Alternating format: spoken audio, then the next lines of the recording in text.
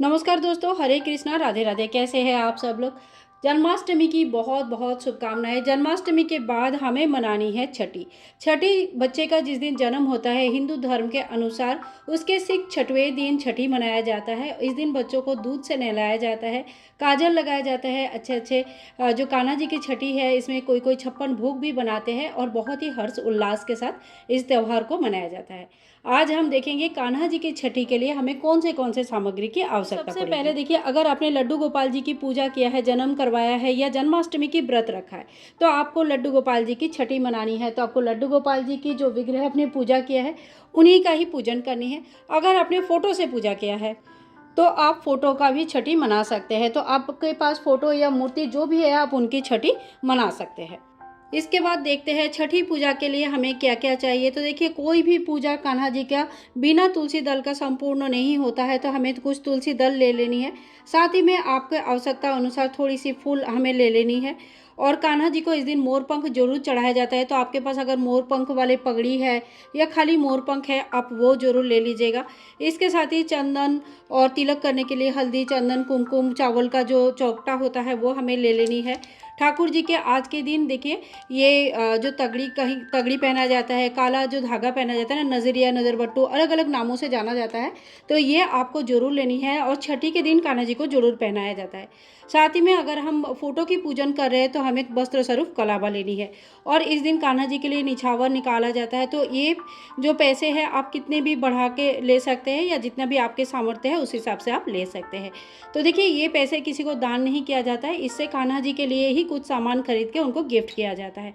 साथ ही में छठी के दिन काजल लगाते हैं। तो आप कोई नया चम्मच भी ले सकते हैं या तो फिर आप चाहे तो कान्हा जी के जो चम्मच उनको भोग के लिए यूज़ करते हैं वो चम्मच का व्यवहार भी कर सकते हैं। छठी के दिन बच्चे का नज़र उतारा जाता है, इसीलिए आप शंख ले सकते हैं। देखिए, ये बजाने वाला शंख नहीं है, ये खुला नहीं है इसका फेस। तो इस तरह का जो शंख होता है, इस तरह का शंख नज़र उतारने के लिए काम आता है। तो इस तरह का शंख ले सकते हैं। या कहीं कहीं पे जो मोर पंख होता है उससे भी नज़र उतारा जाता है, तो आप चाहे तो मोर पंख भी ले सकते हैं या तो फिर आप नमक और सरसों ले सकते हैं, उससे भी नज़र उतार सकते हैं। कहने का मतलब इस दिन कान्हा जी की नज़र जरूर उतारा जाता है। तो आप कान्हा जी के नज़र उतारने के लिए जिस भी प्रोसेस से आप नज़र उतारते हैं वो सामान जरूर ले लीजिए। इसके साथ ही हमें चाहिए 1 लोटा जल। तो कान्हा जी के स्नान के लिए भी हमें 1 लोटा जल चाहिए होगा और पूजा के लिए जल हमें चाहिए ही रहता है। इसी के साथ साथ हम धूप और दीप की भी व्यवस्था कर लेंगे। आप चाहे तो अखंड दीपदान भी कर सकते हैं। इसके साथ ही देखिए, कान्हा जी के लिए कुछ श्रृंगार का सामान आप जरूर ले लीजिएगा। जो भी श्रृंगार आप उनको करवाना चाहते हैं वो श्रृंगार का सामान ले लीजिए। स्नान के बाद कान्हा जी को पीला कलर का ड्रेस पहना जाता है। तो अगर संभव है तो नया ड्रेस भी ले सकते हैं और अगर संभव नहीं है तो कोई बात नहीं, आप जो भी ड्रेस है आपके पास वो ड्रेस भी ले सकते हैं, लेकिन पीला कलर का अगर होगा तो ज़्यादा अच्छा है। छठी मनाने के लिए सबसे आवश्यक सामग्री जो है वो दूध है। तो जितने बड़े आप कान्हा जी है उतने हिसाब से आप दूध ले लीजिएगा। अगर बड़े कान्हा जी है तो ज़्यादा परिमाण में दूध लगेगा। ये गाय का कच्चा दूध होता है, ये पका हुआ मतलब उबला हुआ दूध नहीं रहता है, ये कच्चा नॉर्मल टेम्परेचर वाला कच्चा दूध रहता है। इसी में कान्हा जी को 3 बार डुबकी लगाया जाता है और इसी को छठी की दूध भी कहा जाता है। तो इस तरह से आपको दूध का व्यवस्था जरूर कर लेनी है। बाद में इस दूध को घर में प्रसाद स्वरूप बांटा जाता है, यानी कि आप इनका खीर पूरी भी बना सकते हैं और नॉर्मल बच्चे को पीने के लिए भी दे सकते हैं।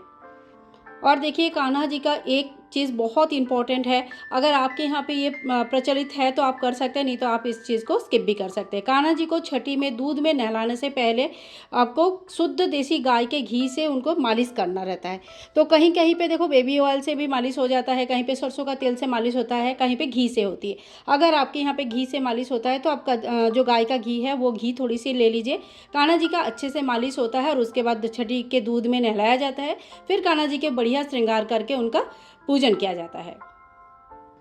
आज के दिन ठाकुर जी को झूला भी जरूर झुलाया जाता है, तो साथ में ही हम झूला ले लेंगे। और अगर आपके पास झूला नहीं है तो आप चाहे तो हाथ में या गोद में भी झूला सकते हैं, पर जन्माष्टमी के टाइम पे हमारे सभी के पास लगभग झूला होते ही है। भोग प्रसाद के लिए हमें कड़ी चावल का भोग बनानी है, कड़ी चावल हमें जरूर लेनी है। और कहीं कहीं पे कड़ी चावल का भोग लगाया जाता है और कहीं कहीं पे खिचड़ी की भोग लगाया जाता है। वैसे तो देखा जाए तो बहुत जगह पे बहुत ही हर्ष उल्लास के साथ 56 भोग भी लगाया जाता है। इसके साथ ही आप जरूर कुछ मिठाई वगैरह, लड्डू वगैरह ज़रूर ले लीजिएगा, जो कि कान्हा जी की बहुत ही प्रिय होते हैं। सो फ्रेंड्स, ये वो संपूर्ण सामग्री है जिससे हम ठाकुर जी की छठी बड़े हर्ष उल्लास के साथ बहुत ही आराम से मना सकते हैं।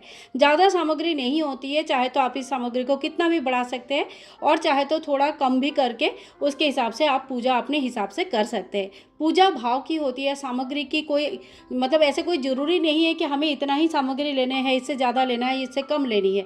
इतना है कि आप अपने भाव के हिसाब से जो भी आपके सामर्थ्य है उस हिसाब से आप ठाकुर जी की पूजा करें। फ्रेंड्स, आशा करती हूँ आज का वीडियो आप लोगों के लिए हेल्पफुल है। अगर वीडियो पसंद आई तो please like share and comment, channel को सब्सक्राइब करके रखिए। मिलूंगी नेक्स्ट वीडियो में, तब तक के लिए हरे कृष्णा, राधे राधे।